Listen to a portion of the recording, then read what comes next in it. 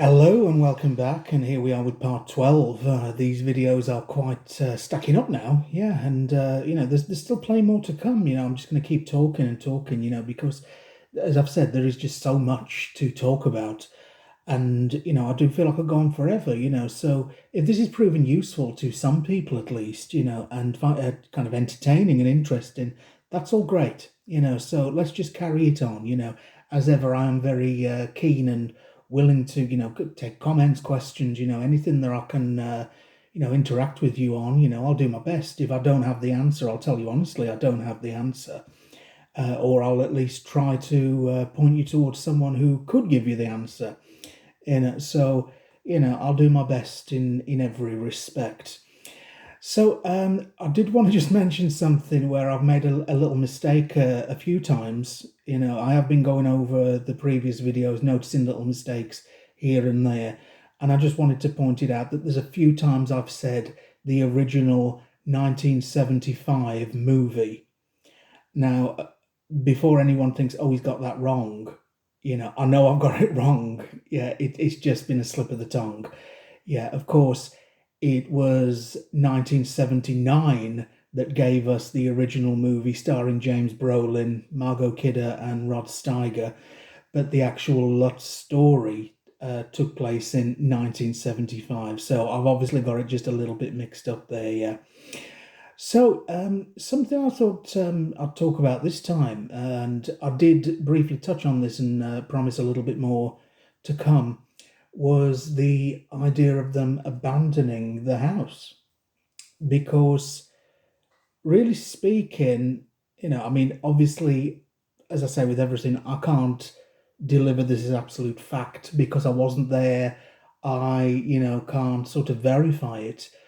But when it comes to abandoning the house, that is what was suggested in the Jay Anson book, and certainly in the movie, and certainly in the later movie that I talked about quite recently.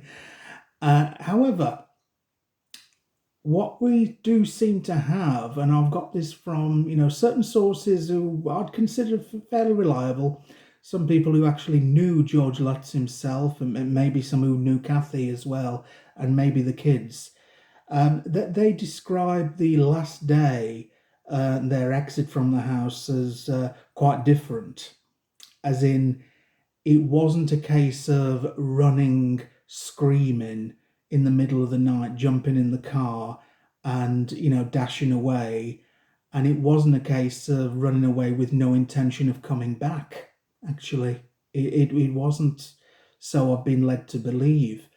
That it was far more a case of this last night that they always struggle to talk about this. There's never been any kind of, in-depth descriptions of what happened the last night, but it would appear that it was more like they were up at their absolute wits' end, that they were just getting more and more confused and scared and troubled by what was going on in the house, that they felt that they couldn't stay there any longer. And it was a talk on the phone with the priest that encouraged them to just leave temporarily while they all got together and found a way to fix everything, a way to make the house better, to cleanse, or do another blessing, whatever they needed to do.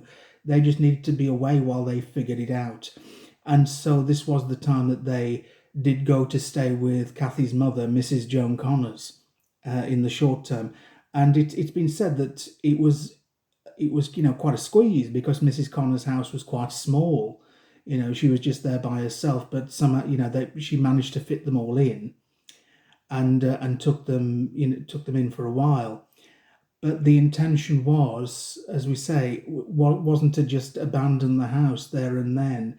This was when they started looking for help, and it was all with the intention of, let's get this right, let's find the right solution so that we can continue our dream of living in this lovely big house, so that we can just carry on from where we left off, or start again, maybe, just so that we can say that this nightmare is behind us. We've dealt with it somehow or another. Now, during their time away, A lot of people don't seem to believe.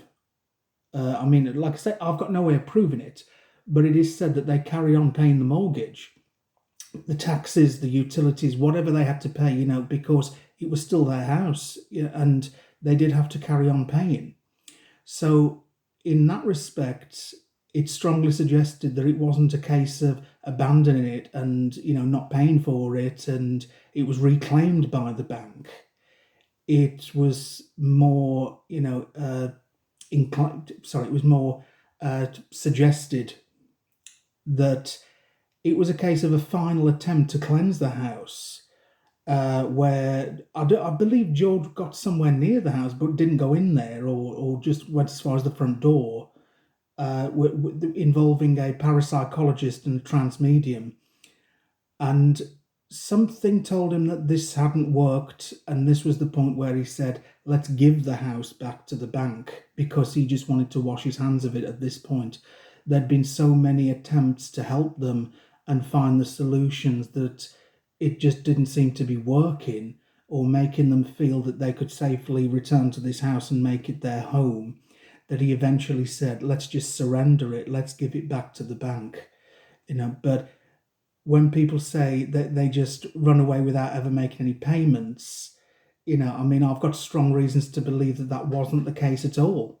And it's like I've said before, we're looking at, someone who was in a position to get the mortgage and get the house in the first place, so it couldn't have really been someone who was, in dire straits and unable to legitimately take on such a big financial commitment. Yeah.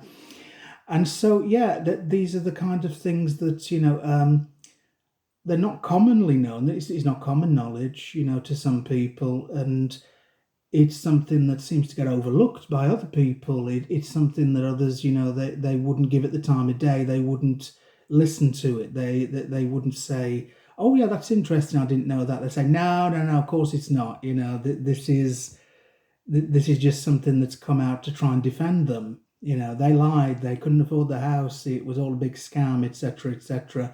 But again, what I'm presenting you here is another version, and it's something that, you may or may not take on board, you may or may not believe it. Personally, it resonates with me, and I feel that this is something that, sounds very, very plausible. This is written about in the book Pure Observation in more detail about leaving the house and the attempted cleansing. Can't remember the name right now. The parapsychologist, but he is mentioned in the book, and a bit more detail about what led George to believe that this cleansing hadn't worked, leading him to say, right, that's it, we're surrendering this house. We can't come back here.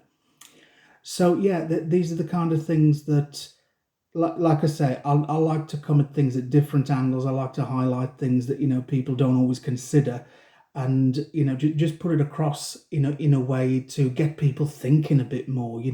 To kind of open people's minds a bit more. That's really what this is all about. I don't aim to have everyone reading from the same page. I don't aim to have everyone believing things in the same way that I do. But maybe we can create some kind of harmony eventually, where there's not so much feuding over the whole thing. For people like me and most other people, this should be something that's entertaining, really. Because it's not our family, it's not our house, it's not kind of our story, our history, or anything like that. So nobody should really be getting angry about it and falling out over it. That it should be an enjoyable subject, an interesting and fascinating subject.